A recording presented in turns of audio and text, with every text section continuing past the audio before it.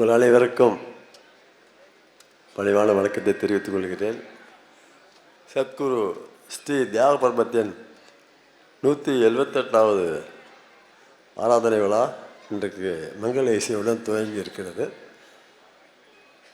சபையின் தலைவர் பெரும் மரியாதைக்குரிய ஐயா ஜி.கே. வாசன் அவர்களே, சிறப்பு விருந்தினராக வந்திருக்கும்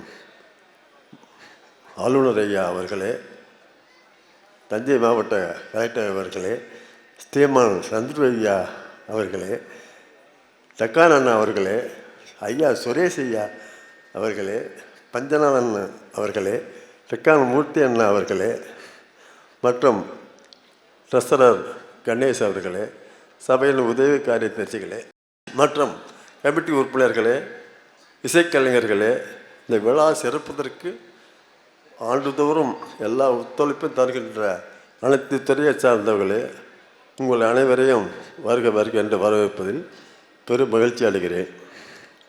ஒவ்வொரு ஆண்டும் இந்த நிகழ்ச்சி ஆராதனை விழா உலகத்திலே எங்கேயும் நடக்காத அளவுக்கு இங்கே நடத்திக்கிட்டு இருக்கு.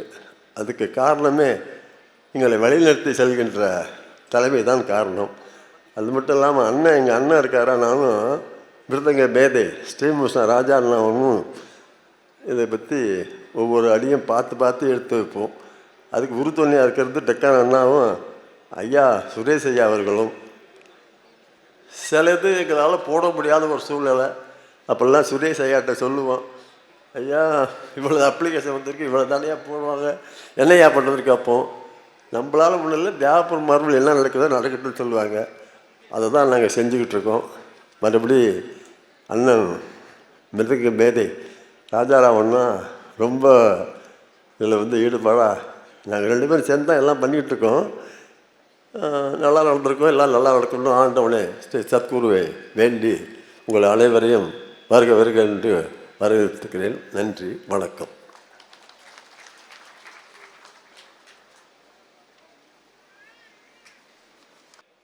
இன்றைக்கு நம்முடைய மரியாதைக்குரிய மகாராஷ்டிரா மாநிலத்தினுடைய ஆளுநர் இங்கே 178வது ஆராதனை விழாவிலே கலந்து கொண்டு மேடையிலே அமர்ந்திருக்கின்றார் என்றால் சுவாமிகளுடைய புகழுக்கு பெருமை சேர்க்க வேண்டும் என்ற ஒரே எண்ணத்தின் அடிப்படையிலே இங்கே வருகை புரிந்திருக்கிறார்கள்.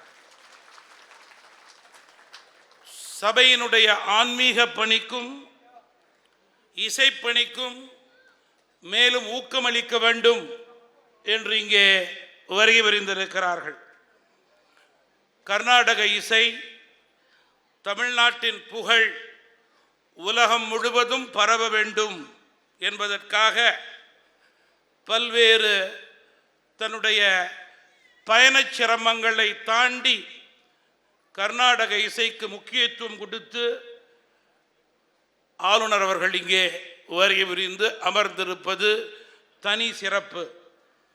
மாண்புமிகு மகாராஷ்டிரா மாநிலத்தினுடைய ஆளுநர் நம்முடைய போற்றுதலுக்குரிய ஐயா சி.பி. ராதாகிருஷ்ணன் அவர்கள் இங்கே வருகை புரிந்திருப்பது பெருமைக்குரியது, நன்றிக்குரியது என்று நான் முதலிலே குறிப்பிட விரும்புகிறேன்.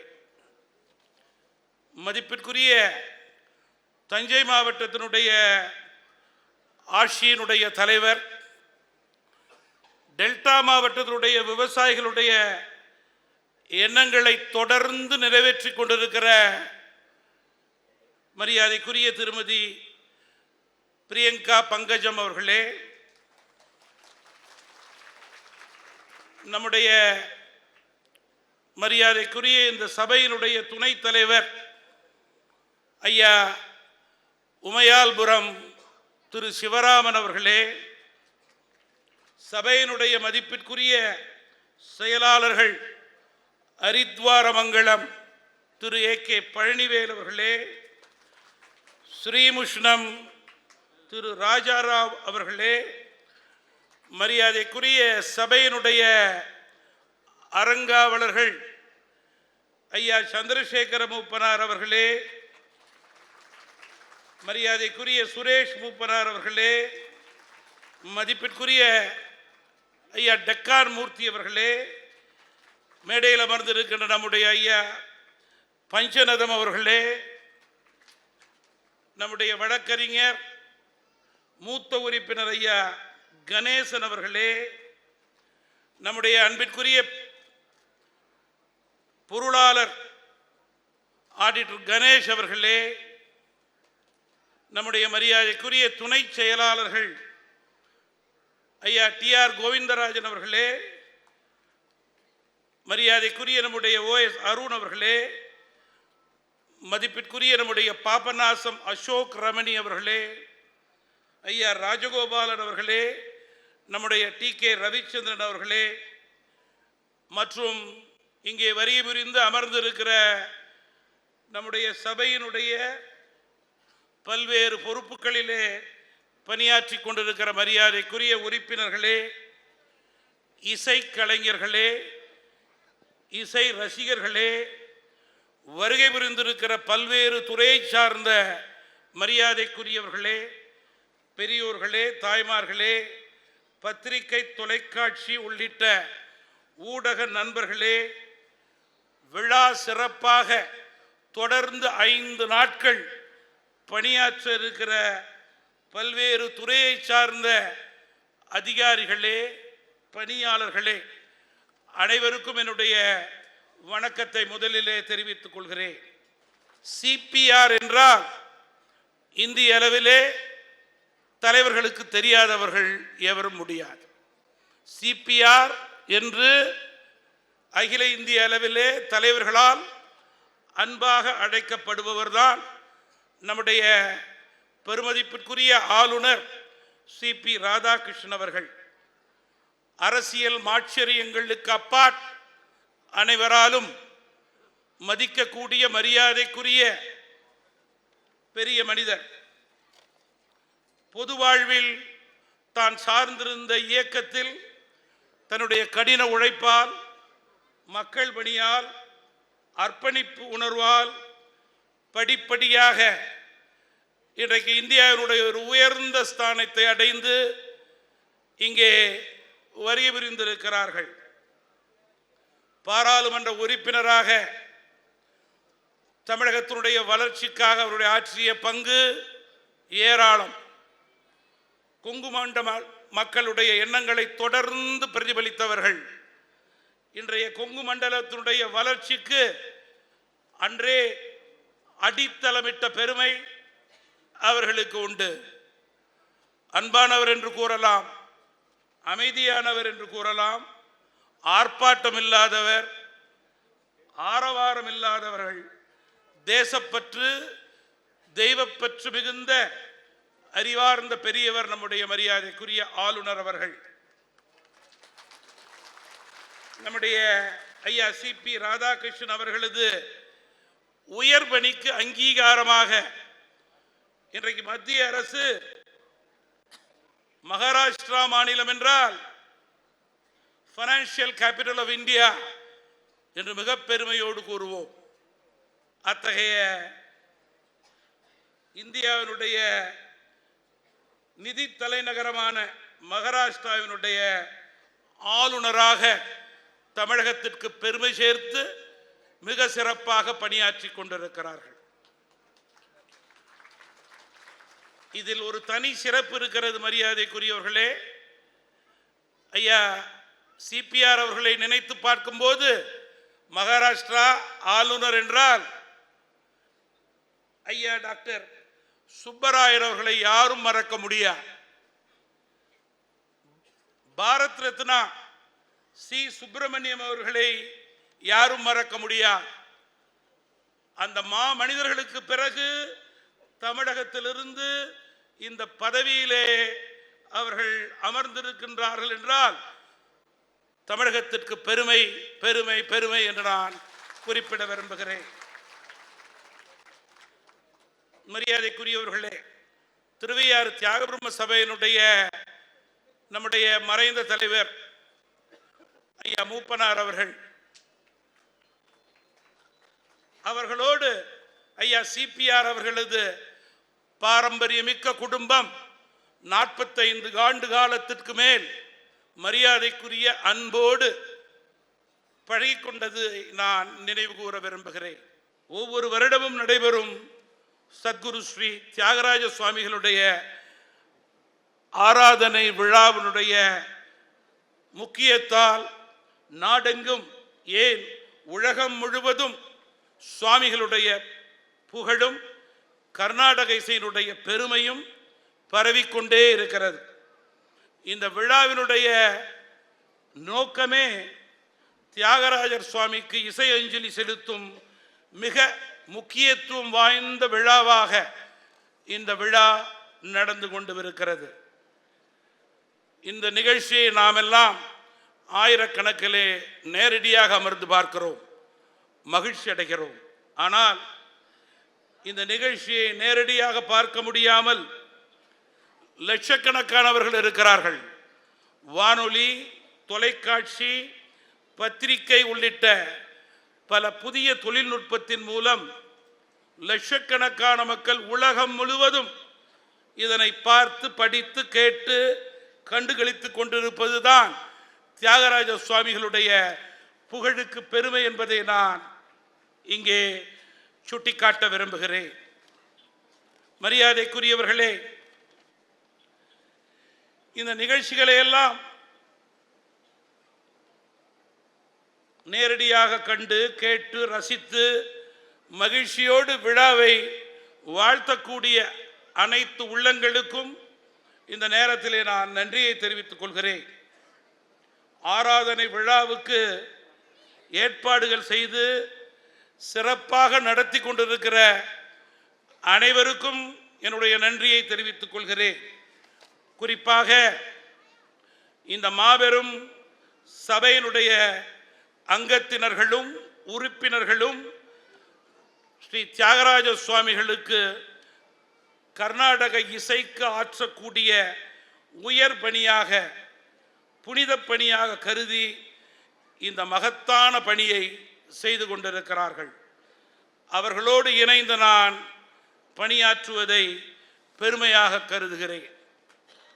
மீண்டும் அனைவரது சார்பிலும் நம்முடைய போற்றுதலுக்கும் பாராட்டுக்கும் உரிய ஆளுநர் அவர்களுக்கு நெஞ்சார்ந்த நன்றியினையும் வணக்கத்தையும் தெரிவித்து விடைபெறுகிறேன். நன்றி, வணக்கம்.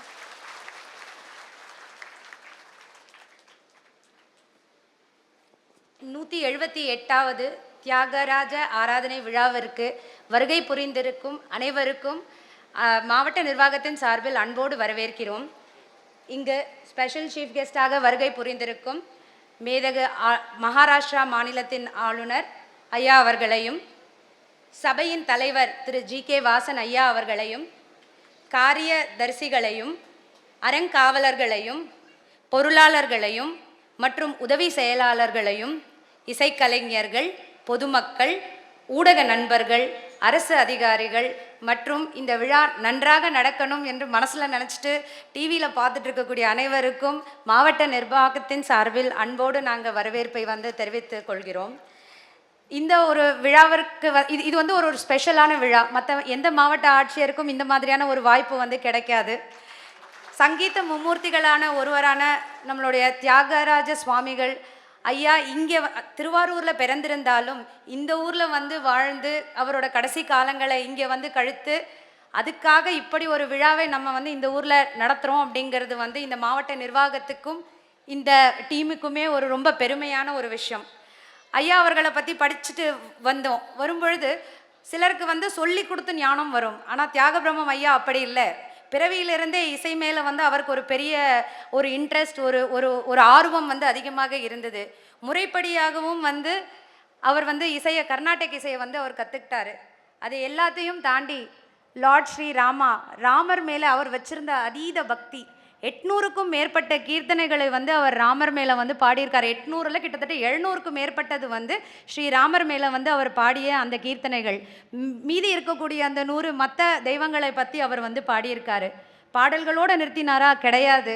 அதை தாண்டி நம்ம ஆங்கிலத்தில் ஆப்பரான்னு சொல்லுவோம், நாடகங்கள். அந்த மாதிரியான நாடகங்கள்லையும் அவருக்கு வந்து இன்ட்ரெஸ்ட் இருந்து அந்த மாதிரியான ஒரு ஆக்டிவிட்டீஸையும் அவர் வந்து செஞ்சார். ஃபார் எக்ஸாம்பிள் பிரகலாத பக்தி விஜயம், நோக்கா சரித்திரம், இந்த மாதிரியான டாபிக்ஸ்லையும் ஆப்பராஸை வந்து அவர் பண்ணார். இந்த 178வது தியாகராஜ ஆராதனையில் மாவட்ட நிர்வாகமாக எங்களால் முடிஞ்ச அனைத்து சப்போர்ட்டையும் நம்ம வந்து தருகிறோம். முக்கியமாக வந்து எனக்கு ஒரு சின்ன விஷயம் மட்டும் சொல்லிட்டு முடிச்சுக்கிறேங்க. தியாகராஜரோடைய பஞ்சரத்ன கீர்த்தனைகள் நிறைய பாடியிருக்காரு. இந்த 5 விஷயம் ரொம்ப பிடிச்சிருந்தது. ஃபஸ்ட்டு வந்து ஜெகதானந்த காரகா, அதாவது ராமா நான் பாட போகிறேன் உன்னை பற்றி தான் நான் நினைக்க போகிறேன், எனக்கு அதுக்கு ஆசீர்வாதம் கொடு அப்படின்னு ஆரம்பித்தது தான் அந்த முதல் இது. ரெண்டாவது வந்து துடுக்குகலா அப்படின்னு சொல்லிட்டு, அதாவது ஐயோ நான் பாட போகிறேனே, நான் இது வரைக்கும் ஏதேனும் என்ன அறியாமல் தப்பு பண்ணியிருக்கேனா, அப்படி ஏதேனும் ஒரு தப்பு பண்ணியிருந்தேன்னா என்னை மன்னிச்சிரு, ஆனால் நான் உன்னை பற்றி பாட போகிறேன் பக்தியோட அப்படிங்கிறாரு. அடுத்தது வந்து சாதிஞ்சனே, அதாவது அதுக்கு அர்த்தம் என்னன்னா, நம்ம தப்பே பண்ணிட்டு கடவுளை நோக்கி நம்ம போனாலும் கடவுள் நம்மளை குழந்தைகளாக பாவிச்சு கண்டிப்பாக அந்த தப்பையும் மன்னிச்சு நம்மளோட அந்த பக்தியை வந்து அவர் ஏற்றுப்பார் அப்படிங்கிறது. கடைசியாக வந்து எந்தரோ மகானுபாவலோ, இதெல்லாம் தாண்டி அதாவது அவர் பாடினது நிறைய டிவோட்டீஸ், நிறைய ஸ்டேட்ஸ்மென் எல்லாருமே அவரை பற்றி பாடியிருக்காங்க, ராமரை பற்றி பாடியிருக்காங்க, எழுதியிருக்காங்க. இவர்கள் எல்லாரோடைய பக்தையும் சேர்த்து ராமர் கண்டிப்பாக அனுகிரகம் தருவார் அப்படிங்கிறது தான் இந்த பஞ்சரத்ன கீர்த்தனையோட ஒரு சாராம்சமாக வந்து அமையுது. ஸோ அப்படியாப்பட்ட ஒரு விஷயம் வந்து நம்ம மாவட்டத்தில் நடந்திருக்கு, இந்த இடத்துல நடந்திருக்கு, திருமஞ்சன வீதியில் நடந்திருக்கு அப்படிங்கிறது ரொம்பவே ஒரு பெருமையான ஒரு விஷயமா இருக்குது. இதில் என்னையும் அழைச்சி எங்களுக்கும் வாய்ப்பளித்து பேச சொன்ன இந்த டீமுக்கு வந்து ரொம்ப நன்றிகளை செலுத்திக்கிறேன். இந்த விழா ரொம்ப நல்லாவே நடந்து கண்டினியூ ஆகணும் அப்படின்னு எங்களோட வாழ்த்துக்களையும் நாங்கள் தெரிவிச்சுக்கிறோம். நன்றிங்க.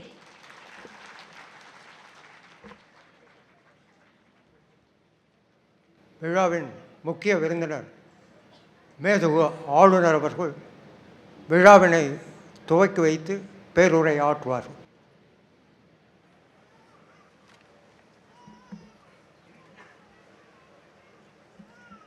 தாயின் அன்பாய், தந்தையின் அறிவாய், குருவின் ஒளியாய், தாயாய் தந்தையாய் குருவாய் தெய்வமாய் நாம் அனுதினமும் வழிபடுகின்ற சர்வ சக்தியையும் தன்னகத்தை கொண்டிருக்கின்ற புனித பாரத அன்னையின் பொற்பாதங்களை முதற்கண் பணிந்து வணங்கி, ஒரு நூற்றாண்டல்ல, ஒரு நூற்றாண்டையும் தாண்டி 2வது நூற்றாண்டை நெருங்கி கொண்டிருக்கிறது. தியாக பிரம்மர் அவர்களுடைய ஆராதனையை நாம் இன்றைக்கும் கொண்டாடி கொண்டிருக்கிறோம் என்று சொன்னால், இதில் இருந்து நமக்கு புரிவது ஒன்றுதான். நல்ல விதை ஒன்று மண்ணிலே விழுந்ததென்று சொன்னால், மழையில்லாத காலங்கள் பல ஆண்டுகள் இருந்தாலும் என்றைக்கு மழையை பெற்று அது முளைக்கிறதோ அப்பொழுது அது ஒரு நல் விருட்சமாக மட்டும்தான் முளைக்கும். அதிலே நச்சுத்தன்மை என்பது ஒருபோதும் வராது.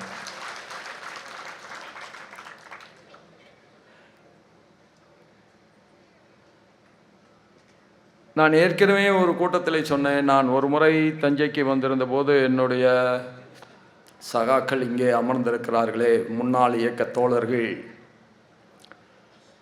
அருமை வக்கீல் ராஜேந்திரன் அவர்களோடும், கர்ணன் அவர்களோடும், வெங்கடேஷ் அவர்களோடும் சரஸ்வதி நூலகத்திற்கு சென்றிருந்தேன். அப்பொழுது ஒரு புத்தகத்தை வாங்கி, அந்த புத்தகம் என்ன சொல்லுகிறது என்று சொன்னால், தஞ்சை சரபோஜி மன்னருடைய வரலாற்றை அது சொல்லுகிறது.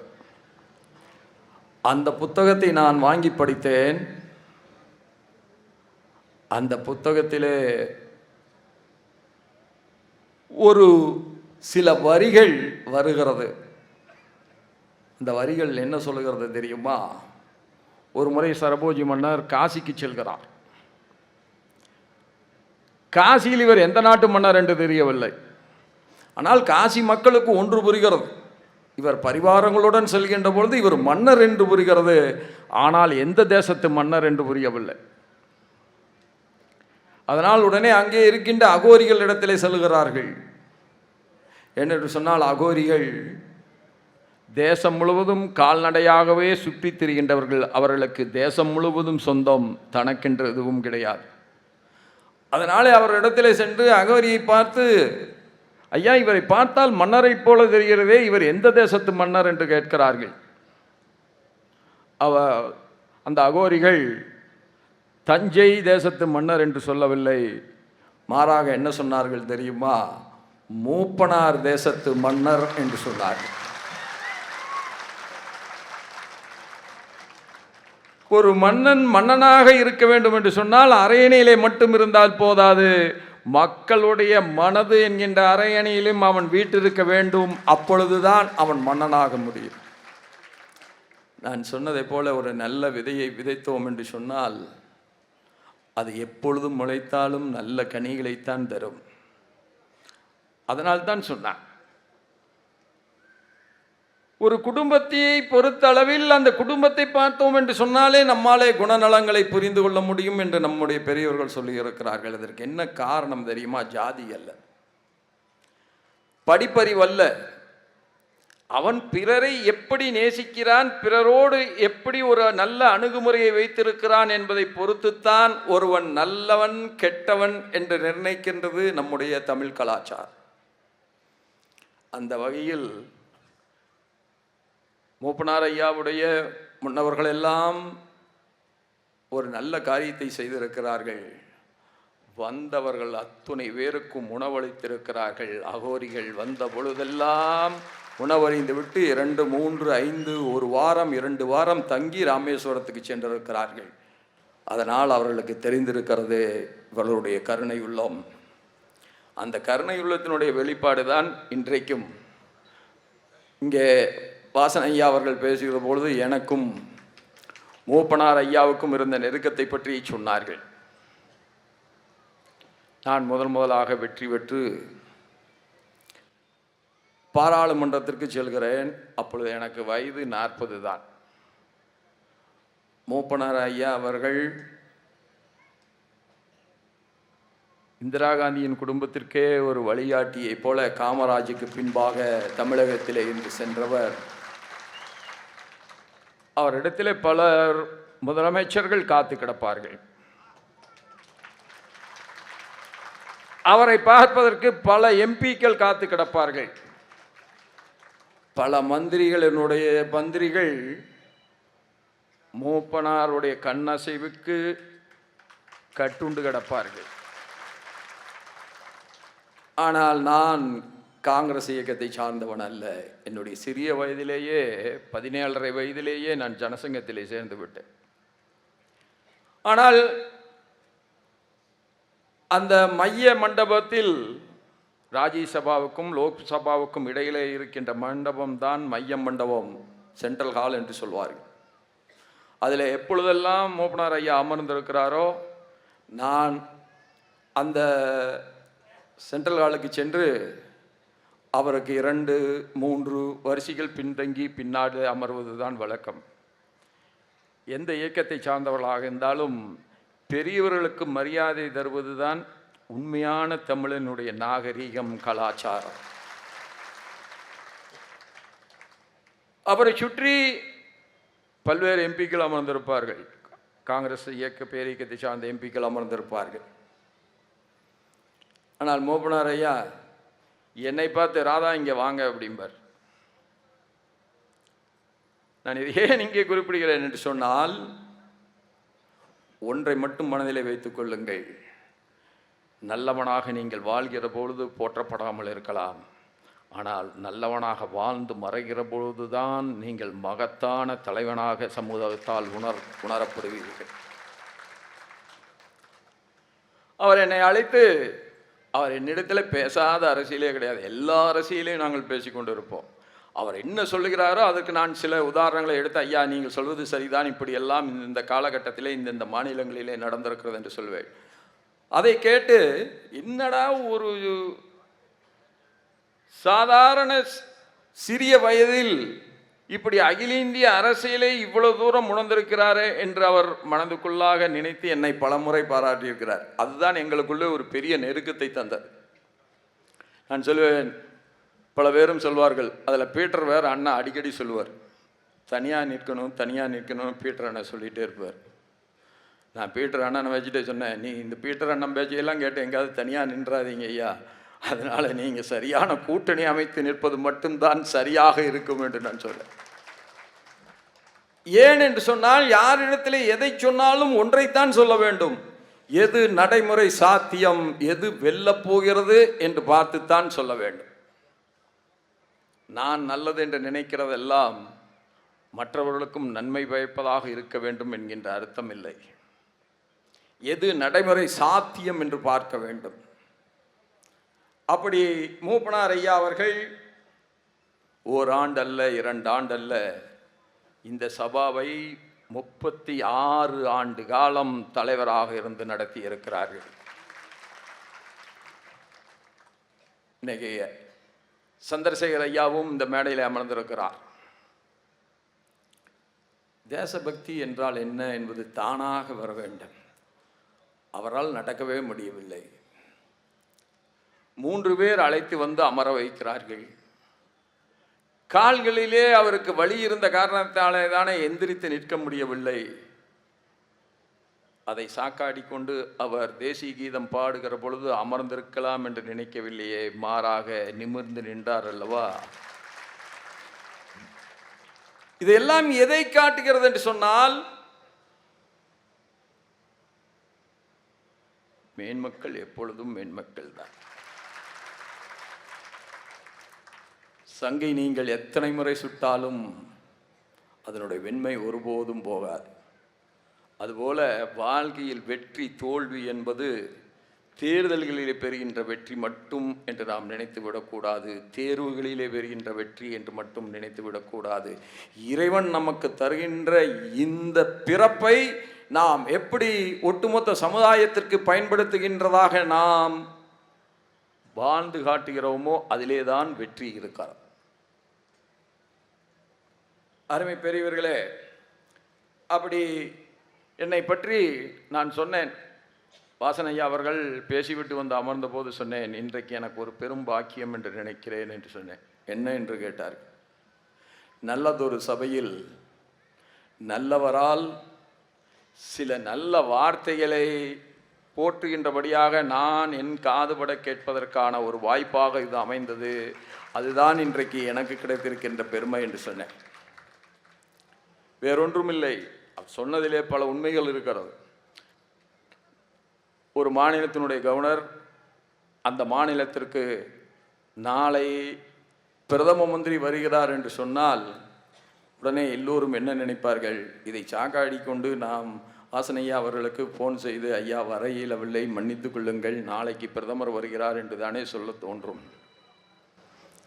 அது எனக்கு ஏன் சொல்ல தோன்றவில்லை என்றால், வாழ்க்கையில் ஒவ்வொரு மனிதனும் கட்டாயம் கடைப்பிடிக்க வேண்டிய குறைந்தபட்ச ஒரு உண்மை எதுவென்று சொன்னால், கொடுத்த வாக்கை காப்பாற்றுவதற்காக அவன் உழைக்க வேண்டும். அது சிறிதான வாக்காக இருக்கலாம், பெரிய வாக்காக இருக்கலாம், எதுவாக இருந்தாலும் வாக்கு கொடுப்பதற்கு முன்பு நாம் யோசிக்க வேண்டுமே தவிர வாக்கை கொடுத்த பின்பு அதிலே இருந்து பின்வாங்கல் ஆகாது என்பதுதான். அப்படி ரங்கசாமி ஐயா அவர்கள் அமர்ந்திருக்கிறார்கள். வாசனை ஐயாவோடு இந்த மேடையை பகிர்ந்து கொண்டிருக்கிறேன். அதைவிட ஆன்மீக சான்றோர்கள் இருக்கிறார்கள். அவர்கள் மிருதங்கத்திலே சக்கரவர்த்தியாக, பாடலிலே சக்கரவர்த்தியாக, தமிழிலே சக்கரவர்த்தியாக, இப்படி பல்வேறு துறைகளில் தன்னிகரற்ற திறமைசாலிகள் அமர்ந்திருக்கிறார்கள். அத்தனை பேரையும் வணங்கி நான் பலமுறை பார்த்திருக்கிறேன். கலெக்டர் வேரை சொன்னாலே முகம் சுளிப்புகின்றவர்கள் தான் அதிகமாக இருக்கும். இந்த ஒரு சபையிலே தான் நான் பார்த்தேன், கலெக்டர் வேரை சொன்ன உடனேயே கைதட்டல்கள் பலமாக எழுந்ததை நான் பார்க்கிறேன். இதில் இருந்து நீங்கள் ஒன்றை புரிந்து கொள்ள முடிகிறது. மக்கள் நலனுக்காக உழைக்கின்ற ஆட்சியாளரை நீங்கள் பெற்றிருக்கின்றீர்கள். அதற்காக அந்த பெண்மணியை நான் மனதார பாராட்டுகிறேன். இது தொடர வேண்டும். ஓடிக்கொண்டு இருக்கிற காவிரியை பார்க்கிற பொழுது, வான் வைத்தாலும் தான் வையா காவிரி என்று சொன்னானே, அது நினைவுக்கு வருகிறது. ஆனால் பல நேரங்களிலே இன்றைக்கு காவேரி பொய்த்து விடுகிறது. இந்த நேரத்தில் நான் உங்களுக்கு ஒன்றை சொல்கின்றேன். தியாக பெருமருடைய பூமியிலே நின்று கொண்டு அவர் சமாதியிலே இறைவனை நான் வழிபடுகின்ற நேரத்தில் வேண்டியது ஒன்றுதான். கரை புரண்டு ஓடுகின்ற கோதாவரி நீரை முதலிலே கொண்டு வந்து காவிரியில் இணைக்க வேண்டும். என் டெல்டா மக்கள் ஒருபோதும் நீருக்காக இயங்குகின்ற நிலை இந்த மண்ணிலே ஒருபோதும் இருக்கக்கூடாது. இறைவா, அதற்காக எங்களை அருள் புரிய வேண்டும் என்று நான் வேண்டிக்கொள்ள. எதற்கும் ஒரு மாற்று வேண்டும். இன்றைக்கும் கோதாவரியில் வெள்ளப்பெருக்கு என்பது ஆண்டுதோறும் நடைபெறுகிறது. காவிரியில் வெள்ளப்பெருக்கு என்பது ஆண்டுதோறும் இல்லை. ஆகவே இந்த தேசத்தினுடைய நதிகள் இணைக்கப்படாமல் இந்த தேசத்தினுடைய நீர் தேவைகளை யாராலும் பூர்த்தி செய்ய முடியாது என்று நம்புகின்றவர்களில் நானும் ஒருவர். அத்தகைய ஒரு நல்ல வாய்ப்பு ஒரு நாள் இந்த மண்ணிலே உருவாகும். அது நரேந்திர மோடியால் நடைபெறும் என்றே நான் நம்புகிறேன். இது அரசியல் இல்லை. அதைவிட மேலாக மக்களுடைய நலனை முன்னிறுத்தி ஒரு நல்ல இடத்திலே சொன்னால் அது பலிக்கும். அதுதான் நல்லவர்கள் கூடியிருக்கின்ற இந்த சபையிலே நான் இதை சொல்வதற்கு காரணம், அது பலிக்க வேண்டும். அதன் மூலமாக இந்த டெல்டா மக்களுடைய மகத்தான செம்மையான பசுமையான இந்த விவசாயம் இன்னும் பல 100 ஆண்டுகளுக்கு தொடர வேண்டும் என்பதுதான் நம்முடைய ஒரே பிரார்த்தனையாக இருக்கிறது. மகத்தான 3 மும்மூர்த்திகளை இந்த மண் நமக்கு தந்திருக்கிறது. தியாகராசர் அவர்கள், ஷியாமா சாஸ்திரிகள் அவர்கள், முத்துசாமி தீட்சிதர் அவர்கள், இப்படி 3 பேரையும் தந்திருக்கிறது. இவர்களுக்கெல்லாம் ஜாதி தெரியுமா? இவர்களெல்லாம் எப்பாவது ஜாதியை பார்த்தார்களா? எங்கோ பிறந்த தியாகராஜ இங்கே வந்து தன்னுடைய தெய்வப்பணியான இசைப்பணியை செய்துவிட்டு மறைந்து போயிருக்கிறார்கள். ஒரு முறை நம்முடைய SR பாலசுப்ரமணியம் அவர்கள் மறைந்து விட்டார்கள். பலரும் அவருக்கு அஞ்சலி செலுத்தினார்கள். அதில் ஒரு வீடியோவை நான் பார்த்து கொண்டிருந்தேன். அந்த வீடியோவிலே சில கருத்துக்களை நம்முடைய தமிழின மக்கள் பதிவு செய்திருந்தார்கள். அதை பார்த்து நான் மிகுந்த மனவேதனை அடைந்தேன். ஏறத்தாழ என்னுடைய கண்களிலே கண்ணீர் சுரக்கின்ற அளவிற்கு சில கடுமையான வார்த்தைகள் இருந்தது. அதில் என்ன எழுதியிருந்தார் தெரியுமா? ஒரு தெலுங்கனுக்கு எதற்கையா இவ்வளவு புகழை சேர்க்கின்றீர்கள் என்று எழுதியிருந்தார்கள். இசை என்பது மொழிக்கு அப்பாற்பட்டது. இசை என்பது சாதிக்கு அப்பாற்பட்டது. இசை என்பது மதத்திற்கும் அப்பாற்பட்டது. இசைப்பட வாழ்தல் என்று சொன்னால் அதுக்கு ஒன்றே ஒன்றுதான் அர்த்தம். உணவு உண்டால் உடல் திருப்தி அடையும். ஒரு அற்புதமான இசையை கேட்டீர்கள் என்று சொன்னால் முதல் முறையாக மனமும் நம்முடைய ஆன்மாவும், உள்ளே இருக்கின்ற ஆன்மாவும் திருப்தி அடையும். அதற்குத்தான் இசை. 1767 பிறந்தவர் 1847 மறைகிறார்கள். 80 ஆண்டு காலம் 800 கீர்த்தனைகள் நமக்கு கிடைத்திருக்கிறது. இன்னும் கிடைக்காமல் போனது எத்தனை என்பதை யாராலும் அறுதியிட்டு சொல்ல முடியாது. அந்த 800 கீர்த்தனைகளில் 700 கீர்த்தனைகள் ஒரு இறைவனை பற்றி மட்டுமே பாடப்பட்டிருக்கிறது. அது ராமனை பற்றி மட்டுமே பாடப்பட்டிருக்கிறது. பல பேருக்கு, என்னை போன்றவர்களுக்கு கூட ஆச்சரியம். மோடி இல்லாமல் இருந்திருந்தால் ஒருவேளை இந்த ராமனுக்கு கோயில் அயோத்தியிலே வந்திருக்காதோ என்கின்ற எண்ணம் எங்களை போன்றவர்களுக்கெல்லாம் இருந்தது. ஆனால் இன்றைக்கு அந்த எண்ணம் தவிடுபடியாகிவிட்டது. ஏன் என்று சொன்னால், ஒருவர் 700 கீர்த்தனைகளின் மூலமாக ராமனை துதித்திருக்கிறார். அதுவும் நடுக்கத்தோடு துதித்திருக்கிறார். அதனால்தான் அவர் அன்றைக்கு செய்த அந்த மகத்தான தொண்டு இன்றைக்கு ராமபுரானுக்கு அவன் பிறந்த இடத்தில் ஒரு ஆலயத்தை பெற்று தந்திருக்கிறது என்று நம்புகிறவனாக நான் மாறி இன்றைக்கு ஊர் திரும்புகிறேன். இதில் இருந்து ஒன்றே ஒன்றுதான் புரிகிறது. நல்லதை சொல்லிக்கொண்டே இருங்கள். வெற்றி கிடைக்கிறதோ இல்லையோ ஒருபோதும் அயர்ந்து விடாதீர்கள். திரும்ப திரும்ப சொல்லிக்கொண்டே இருக்கிற பொழுது நம் வாழ்வில் இல்லை என்று சொன்னாலும் அதற்கு பிறகு 2 நூற்றாண்டுகள் கழித்தாது அது மகத்தான வெற்றி பெறும் என்பதை இந்த ராம கீர்த்தனைகள் எனக்கு புலப்படுத்துகின்றன.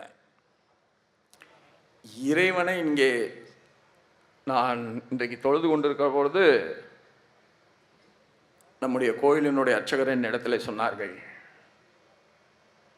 80 ஆண்டுகள் தீராமல் இறைவன் மீது பக்தி பாடல்களை பாடியதன் காரணமாக தன்னுடைய 80வது வயதில் ராமனுடைய தரிசனத்தை இந்த திருவையாறு மண்ணிலே அவர் பெற்றார் என்று சொன்னார்கள். அதுதான் நம்முடைய மண் புனித மண். நம்ம ஊரில் பேரெல்லாம் எந்த பேருமே வைப்பதற்காக வைக்கப்படவில்லை. ஆழ்ந்த கருத்து ஓட்டத்தோடு தான் ஒவ்வொரு ஊருக்கும் பெயரை நம்முடைய முன்னோர்கள் சூட்டி இருக்கிறார்கள். இந்த கோயிலில் இருக்கின்ற மகத்தான இறைவனுக்கு ஐயாரப்பன் என்றுதானே பெயர். திருவையாறு திருவையாறாக மாறி இருக்கிறார். இதுதானே இன்றைக்கும் எத்தனை தமிழர்களுக்கு உணவளித்து கொண்டே இருக்கின்ற ஆறாக இது இந்த திருவையாறு இருந்திருக்கிறது. அப்படி உணவளித்ததோடு மட்டும் இல்லாமல் இறைவன் மீது இருக்கின்ற நம்பிக்கையை மேலும் மேலும் வளர்க்க வேண்டும் என்பதற்காகத்தான் இந்த கீர்த்தனை. இது என்னிடத்தில் பேசிக்கொண்டிருக்கும் போது வாசனையா அவர்கள் சொன்னார்கள், பல வெளிநாடுகளில் இருந்து கூட கர்நாடக சங்கீத வித்வான்கள் இங்கே வருகிறார்கள், பாடுகிறார்கள், இறைவனை தொழுவதாக இங்கே மண்டியிட்டு அவர்கள் தங்களுடைய திறமைகளை எல்லாம் கொண்டு இறைவனை துதிக்கிறார்கள் என்று சொன்னார்கள். அப்படி ஒரு புண்ணிய பூமியிலே இன்றைக்கு எல்லோருத்தோடும் நானும் கலந்து கொள்கின்ற வாய்ப்பை பெற்றது எனக்கு பெரும் பேராக கருதுகிறேன். ஒன்றே ஒன்று மட்டும்தான், மனம் மகிழாமல் மனிதனுக்கு நல்வாழ்வு என்பது கிடையாது. மன மகிழ்ச்சிக்கும் இறைபக்தி என்பது அவசியம். தனிநபர் ஒழுக்கம் ஒரு சமூகத்திலே போற்றப்பட வேண்டும் என்று சொன்னால் அந்த சமூகத்திலே இறை நம்பிக்கை அவசியம். நாம் இறைவனை தொழுவது ஏதோ வரத்தை பெறுவதற்கும் பதவியை பெறுவதற்கும் பணத்தை பெறுவதற்கும் தொழிலிலே வளர்வதற்கும் எல்லை இல்லாத ஆஸ்திகளை பெறுவதற்கும் அல்ல. இந்த அஸ்தி போவதற்கு முன்பாக நாம் இறைவனை சென்றடைகின்ற பேரை காண வேண்டும் என்பதற்குத்தான் இந்த இசை. அதனால்தான் இவர்களெல்லாம் பல நூற்றாண்டுகளை கலந்தும் இன்றைக்கும் வாழ்ந்து கொண்டிருக்கிறார்கள். தியாக பிரம்மம் என்பது ஒரு மகத்தான வேள்வி. பல பேர் சொல்லியிருக்கார்கள், அவர் அப்படி வாழ்ந்தார், இப்படி வாழ்ந்தார். அவர் ஏழையாக வாழ்ந்தார். அவர் ஏழையாக வாழ்ந்தார், ஆனால் பிறருக்காக வாழ்ந்தார். அதனால் தான் அவர் மகத்தான மகான். யாரும் தனக்கென்று வாழாமல் யாரெல்லாம் பிறருக்கென்று வாழ்கின்றார்களோ அந்த வாழ்க்கைதான் மனித வாழ்க்கையிலேயே மேம்பட்ட வாழ்க்கை. அதைத்தான் தியாக பிரம்மர் தியாகராசர் அவர்கள் நமக்கு தந்துவிட்டு சென்றிருக்கிறார்கள். இந்த விழாவிலே நான் கலந்து கொண்டதில் உண்மையிலேயே பெருமகிழ்ச்சி அடைகிறேன். எத்தனையோ ஆண்டுகளுக்கு பிறகு அவர் மறைந்தது 1847. ஆனால் அதற்கு பிறகு 1921 பெங்களூரிலே இருந்து நாகரத்தினம் அம்மாள் என்கின்ற ஒரு மகத்தான பெண்மணி வருகிறார். அவர் இந்த கீர்த்தனைகளையெல்லாம் பார்த்துவிட்டு தன்னுடைய முழுவதும் அர்ப்பணித்து இந்த தியாகராசர் அவர்களுக்கு மகத்தான சமாதியை தன்னுடைய மொத்த சொத்தையும் கொண்டு அவர் செய்திருக்கிறார். அவரை கூட நம் மக்கள் போற்றி இருக்கிறார்கள். நம் மக்கள்கிட்ட ஒன்றுதான், அவர்களாக முன்வந்து நல்லது செய்யாவிட்டாலும் யாரெல்லாம் நல்லது செய்கின்றார்களோ அவர்களை போற்றுவதற்கும் பாராட்டுவதற்கும் தயங்காத ஒரு சமுதாயம் நம்முடைய மகத்தான தமிழ் சமுதாயம். நீங்கள் போய் ஒரு நல்ல காரியத்திற்கு ஊரிலே இருக்கின்ற கொடியவனை கூட அழைத்து பாருங்கள், அவன் தானாக முன் வருவான். மாட்டேன் என்று ஒருபோதும் சொல்ல மாட்டான். அதுதான் இந்த மண்ணுடைய மகத்தான மாண்பு.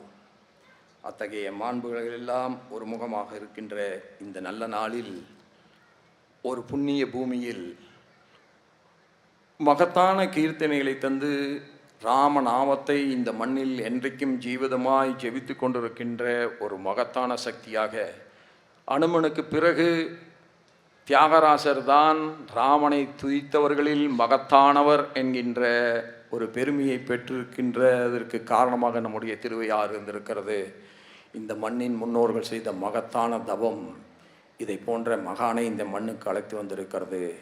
இது 178வது ஆண்டு என்றாலும் இது 1000 ஆண்டுகளை கடந்தும் 10,000 ஆண்டுகளை கடந்தும் இந்த மண்ணில் மனித இனம் இருக்கின்ற வரை இந்த திருவையாற்றில் இது நடைபெறுவதற்கு இறைவன் அருள் புரிவான். மூப்பனாருடைய வாரிசுகள் எத்தனை காலத்தை கடந்தும் இதை முன்னெடுத்து செல்வார்கள் என்று கூறி, வாய்ப்புக்கு நன்றி கூறி வார்த்தைகளை நிறைவு செய்து அமர்கின்றேன். நன்றி, வணக்கம்.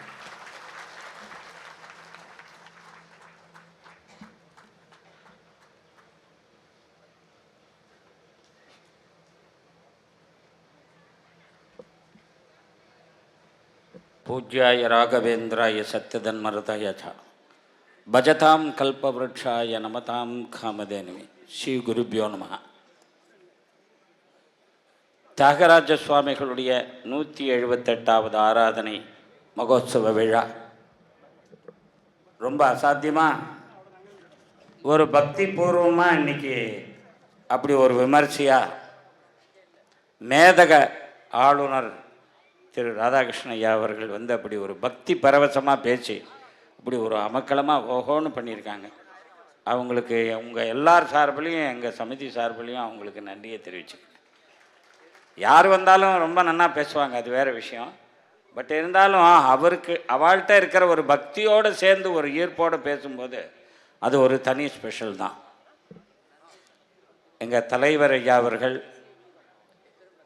அவங்க குடும்பத்தில் அந்த நாள்லேருந்து என்ன நடந்துட்டுருக்கோ அதை விட சிறப்பாக நடக்கிறதுக்கு என்ன உண்டோ அதெல்லாம் ஐயா அவர்கள் சீஃப் கெஸ்ட்டை வருஷம் அழிச்சுன்னு வந்து இது மேலே மேலே சிறப்பாக நடக்கிறதுக்கு என்ன உண்டோ அவங்க அதை பண்ணிகிட்ருக்காங்க. எங்கள் சமிதி சார்பில் ஐயா அவர்கள் குடும்பத்துக்கு எங்கள் நன்றியை தெரிவித்துக் கொள்கிறோம்.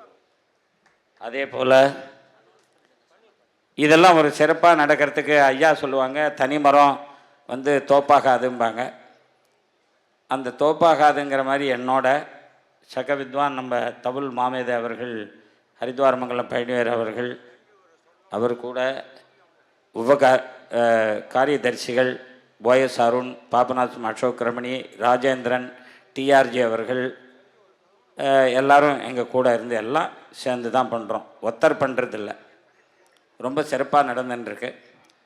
வித்வான்களுக்கு நான் என்ன சொல்லுவேன்னா, ஏதோ இயற்கை சூழ்நிலையால் வராட்டா பரவாயில்ல, அடுத்த வருஷம் நிச்சயமாக நம்ம சுவாமிகள் ஆராதனையில் நம்ம கலந்துக்கணும், நம்ம நினச்சிக்கணும், முயற்சி பண்ணணும். அதேமாரி நாங்கள் யாரையும் கூப்பிடாமல் இல்லை, எல்லோரையும் கூப்பிட்டு தான் இருக்கோம். வர்றதுக்கு அவளுக்கும் பிராப்தம் இருக்கணும். அதாவது பிராரப்தம்னு உண்டு, பிராப்தம்னு உண்டு. பிராரப்தம் சரியாக இருந்தால் பிராப்தம் வராது, பிராப்தம் இருந்தால் பிராரப்தம் சரியாக இருக்காது. ரெண்டுமே இது சுவாமிகளுடைய ஒரு சமாச்சாரம்னா அவரோட ஒரு ராமபக்தி. ಕೊಂಬು ಕೊಳಲು ಧ್ವನಿ ಸೊರಗಳಿದ್ದು ತುಂಬುರು ನಾರದ ಗಾನ ಕೇಳುವ ಹರಿ பக்தி இல்லாத கான கேளனோ அப்படின்னு புரந்தரதாசர் சொன்னார். அதையே தியாகராஜ சுவாமிகள் என்ன சொல்கிறார், ராமபக்தி சாம்ராஜ்யம் அப்படின்னார். மேமா நவுல கொப்பெனு மனசா அப்படின்னு சொன்னார். ఆజానుబాయుగ శ్రీజానకి పతి పయోజాక్ష శ్రీ త్యాగరాజనుత చరణ ఈ జగతిలో నిన్ను పూజించువారైన నవ్యాజమున బ్రోచు సురాజు నీవాడైనன்னு பாடினார். அது மாதிரி ஒரு சாதாரண செயின்ட்டு கிடையாது நம்ம தியாகராஜ சுவாமிகள். ஒரு உதாரணத்தை மாத்திரம் சொல்லிக்கிறேன். என்னோட சிஷ்யம் தான். நான் யாரையும் சிஷ்யன்னு சொல்கிறதில்ல, எல்லாரையுமே குருவாக பாவிச்சு விடுறது, அதனால் ப்ராப்ளம் இல்லை. ஒரு மழை காரணமாக கிரேடட் வித்வான் இல்லை அந்த மழை பெஞ்சப்போ. அப்போ அந்த பையனுக்கு கிரேடு கிடையாது. நான் போட்டுட்டேன் ஈவினிங். ரேடியோவில் என்னை கேட்குறத கொஞ்சம் யோஜனை பண்ணிவிட்டு ஒன்றும் கேட்கல, சூழ்நிலை புரிஞ்சேன். சொன்னேன், இங்கே பாருடா, நான் அந்த பையனோட பேர் அனௌன்ஸ்மெண்ட்லேயும் வந்துடுத்து. அப்போ சொன்னேன், சுவாமிகளுக்கு நீ கைங்கரியம் பண்ணணுன்னு வச்சுக்கோ. இப்போ உன் சார்பில் நான் போய் சொன்னதாக இருக்கக்கூடாது. ஒரு வருஷத்தில் யாருக்கும் கிரேடே வராது, 2 வருஷம் ஆகும் மினிமம். நீ அடுத்த வருஷத்துக்குள்ளே வந்துடணும். அவங்க செக் பண்ணும்போது கிரேடியேஷனில் உன் பேர் இருக்கணும்னு சொன்னேன். ஒரு வருஷத்தில் அந்த பையனுக்கு கிரேடு வந்திருக்கு. அடுத்த வருஷம் அவங்க செக் பண்ணும்போது போன வருஷத்தில் அவன் கிரேடில் இருந்த மாதிரியே என்ன பொய் சொல்ல வைக்கல சுவாமி. அதனால் அப்படிப்பட்ட ஒரு தியாகராஜர் வந்து ஒரு சமாச்சாரம். ஒவ்வொரு வருஷமும் அவர் சாதாரணமாக சுவாமிகள்ங்கிறது வேறு, செயின்ட்டுங்கிறது நிறையா செயின்ட் இருக்கா. ஆனால் அவர்கிட்ட வந்து அவர் பரபிரம்மத்தை நேராக பார்த்தவர். அதனால் எல்லா வித்வான்களும் செய்ய வேண்டிய ஒரு காரியத்தை விழா எடுத்து வித்வான்கள்லாம் 5 நாள் இருக்கணும். என்னமோ வந்துட்டு ஒரு நாள் போகிறதுன்னே இல்லை, கூடவே இருந்து முடித்து ஆஞ்சநேய உற்சவம் வரைக்கும் இருந்து தான் அத்தனை வித்வான்களும் போனோம். அப்படி ஒரு மகத்தான ஒரு நாங்கள் செய்ய வேண்டிய வித்வான், நாங்கள் என்ன இதை தப்பாக நினைக்காதீங்க, வித்வான்களுக்கு இதை விட பெரிய பங்கு உண்டு செய்யறதுக்கு. அப்படிப்பட்ட ஒரு மகத்தான செயல் தான் நம்ம ஐயா அவர்களுடைய ஃபேமிலி மூதாதையர் நாள்லேருந்து நடந்து வருது. அந்த பெருமையெல்லாம் அந்த அவங்களோட குடும்பத்தை சாரும். அந்த குடும்பம் நீடோடி வாழணும். தியாகராஜ சுவாமியோட பரிபூர்ண ஒரு அனுகிரகம் அவள் குடும்பத்துக்கு தலைமுறையாக இப்படியே செஞ்சுட்டு இருக்கணும்னு நான் தியாகராஜ சுவாமிகளை வேண்டிக்கிறேன். அதே மாதிரி நாங்கள்லாம் வந்து இந்த கைங்கரியம் பண்ணுறதுக்காக ஒருத்தருக்கு ஒருத்தர் ஏற்றத்தாழ்வுலாம் பார்க்குறதில்ல. ஐயா பேசுகிறதும் அதான் சொல்லுவாங்க, இங்கே ஒரு குடும்பம் மாதிரி பண்ணுறோம். இந்த ஒரு சுவாமிகளுக்குத்தான் நீங்கள் ஃப்ளைட்டில் வாங்கோ, நடந்து வாங்கோ, வண்டியில் வாங்கோன்னு சொல்லாமல் அவங்களே செலவு பண்ணிட்டு வந்து அவங்களே வித்வான்களே ரூமை எடுத்துட்டு தங்கிண்டு நம்ம சொல்கிற நேரத்துக்கு வந்து பாடுறது வேறு எங்கேயும் நடக்காது. அது தியாகராஜ சுவாமிகளுக்கு மட்டும்தான் நடக்கும். வெறும் சன்னியாசியாக இருந்தால் நடக்காது. அவர் பிரம்மத்தை பார்த்து அவரை ஒரு நினச்சிண்டு ஒருத்தவன் செய்கிற காரியம் அடுத்த வருஷம் நடத்துக்கிறது பாருங்க, அதுதான் தியாகராஜ சுவாமிகளோட ஒரு விசேஷம். அப்படிப்பட்ட ஒரு சமாச்சாரத்தை அவங்க பாரம்பரியமாக அப்படி நடந்துட்டுருக்கு. நாங்கள்லாம் அதை அந்த கைங்கரியத்தை பண்ணுறதுக்கு பாக்கியமாக நினைக்கிறோம். அதே மாதிரி சுரேஷ் ஐயா எங்களுக்கு பக்கத்திலே இருந்து எல்லாம் என்ன வேணுமோ ஒரு சௌலபியமாக, பயமாக இருந்தால் பேசுறதுக்கு முடியாது, அதை ஒரு அழகாக எல்லாம் பண்ணி கொடுத்துட்டுருக்காங்க. டெக்கான் ஐயா நம்மளெல்லாம் அப்படி ஒரு உலிக்கிண்டே இருப்பார், என்னண்ணா போகலாமா அப்படிம்பார். அந்த மாதிரி எல்லோரும் சேர்ந்து பண்ணுறது தான். ஒரு கை தட்டினா சத்தம் இல்லை அப்படிங்கிற ஒரு வகையில் இன்றைக்கி அதே மாதிரி தூர்தர்ஷன் நாங்கள் போனப்போ அவங்கெல்லாம் வருஷம் ஓஹோன்னு நம்ம வேணுங்கிறத செஞ்சு கொடுக்குறாங்க. அதே மாதிரி நமக்கு பக்கத்தில் இருக்கிற திருச்சி ஆல் இந்தியா ரேடியோ, அவங்க தான் நமக்கு டெல்லிக்கு சொல்லுவோம், அவங்க இவங்களுக்கு சொல்லி பக்கத்தில் இருந்து பண்ணி கொடுப்பாங்க. அதேமாதிரி மீடியா பேப்பர் எல்லாருமே எங்களுக்கு வருஷம் விசேஷமாக பண்ணி கொடுத்துட்டுருக்காங்க. எல்லாருக்கும் எங்களுடைய மனமார்ந்த நன்றியை தெரிவிச்சுக்கிறோம்.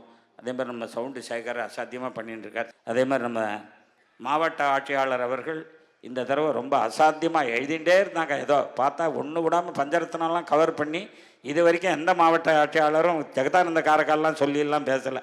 அதனால் அந்த மேடம் ஸ்பெஷல் தான். அதனால் அவங்க ரொம்ப ஒன்றி போயிட்டாங்கன்னு தெரியறது. அதனால் யாரையும் விடணும் என்ற அபிப்பிராயத்தில் நாங்கள் நான் விட்டுள்ள எல்லாருக்குமே உங்களுக்கு தியாகராஜ சுவாமி அனுகிரகம் பரிபூர்ணமாக உண்டு. அது மாதிரி எங்கள் தலைவர் குடும்பம் பல்லாண்டு பல கோடி 100,000 ஆண்டுகள் இப்படியே நடத்திட்டு சுவாமி கைங்கரியத்தில் அவங்க கைங்கரியம் பண்ணிட்டு இருக்கட்டும். அவங்களோடலாம் நாங்கள் எல்லாருமே இருந்து ஒத்துழைப்பு கொடுத்து இந்த சுவாமிகளோட ஒரு ஆராதனை பிரமாதமாக வாழையடி வாழியாக நடக்கும் என்பதை தெரிவித்துண்டு, யாரையான்னு விட்டுருந்தால் அதை பொருட்படுத்தாமல் நல்லதை மாத்திரம் எடுத்துட்டு சுவாமியோட அருளுக்கு பாத்திரலாகும்படி கேட்டுக்கொள்ளும். நன்றி, வணக்கம்.